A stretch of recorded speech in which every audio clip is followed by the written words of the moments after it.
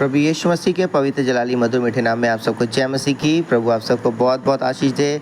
रात भर प्रभु ने हमें मीठी नींद से सुलाया, पता काल की रोशनी दिखाई मेरे प्रिय, और ये मौका दिया कि हम प्रभु के वचनों को पढ़ और सुन सके। और आज का दिन यहोवा ने बनाया, इसमें हम आनंदित हो मेरे प्रियो।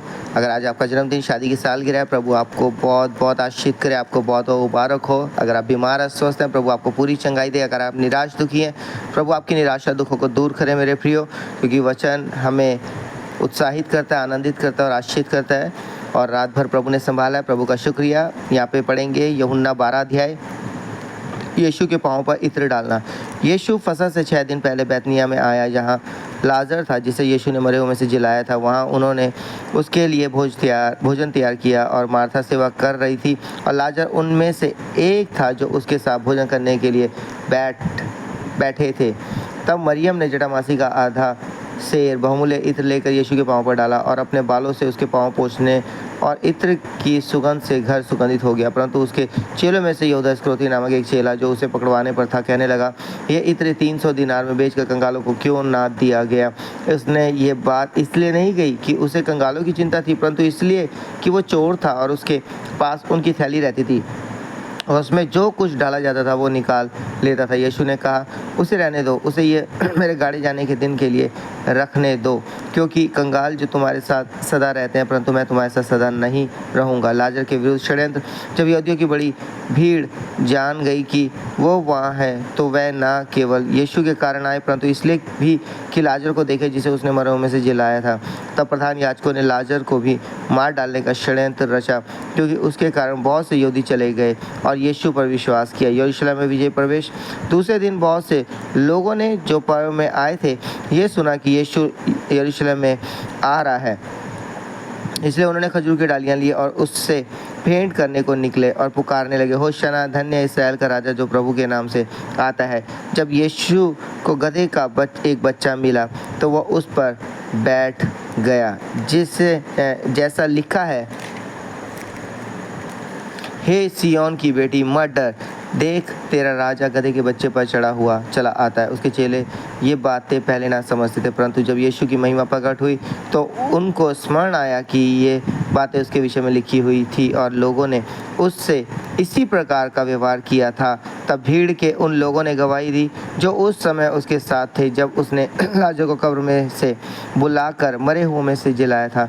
इसी कारण लोग उसे भेंट करने को आए थे, क्योंकि उन्होंने सुना था कि उसने ये आश्चर्यक्रम दिखाया है। तब फरीसियों ने आपस में कहा, सोचो तो सही कि तुमसे कुछ नहीं बन पड़ता। देखो, संसार उसके पीछे हो चला है। यूनानियों का यीशु को ढूंढना।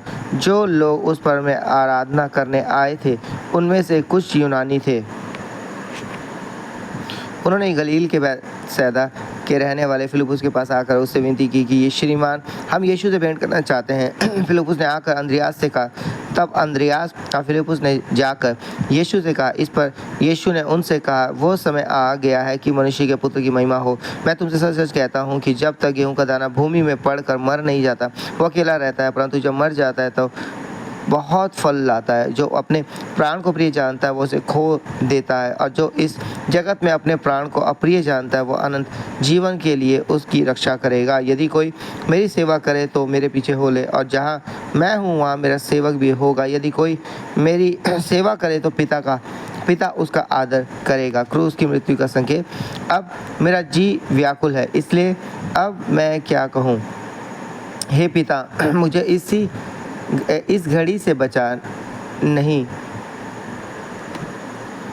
क्योंकि मैं इसी कारण इस घड़ी को पहुंचा हूँ। हे पिता, अपने नाम की महिमा कर। तब ये आकाशवाणी हुई, मैंने उसकी महिमा की है और फिर भी करूँगा। तब जो लोग खड़े हुए सुन रहे थे, उन्होंने कहा कि बादल गरजा। दूसरों ने कहा, कोई स्वर्गदूत उससे बोला।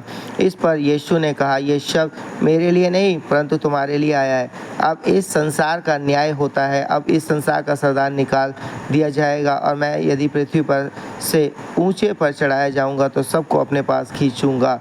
ऐसा कहकर उसने ये प्रकट कर दिया कि वो कैसी मृत्यु से मरेगा। इस पर लोगों ने उससे कहा, हमने व्यवस्था की ये बात सुनी है कि मसीह सर्वदा रहेगा, फिर तू क्यों कहता है कि मनुष्य के पुत्र को ऊँचे पर चढ़ाया जाना अवश्य है? ये मनुष्य का पुत्र कौन है? यीशु ने उनसे कहा, क्योंकि अब ज्योति अब थोड़ी देर तक तुम्हारे बीच में है, जब तक ज्योति तुम्हारे साथ है तब तक चलो, ऐसा ना हो कि अंधकार तुम्हें आ घेरे। जो अंधकार में चलता है वह नहीं जानता कि किधर जाता है। जब तक ज्योति तुम्हारे साथ है, ज्योति पर विश्वास करो ताकि तुम ज्योति की संतान बनो। ज्योति का विश्वास में बने रहना। ये बातें कहकर यीशु चला गया और उनसे छिपा रहा।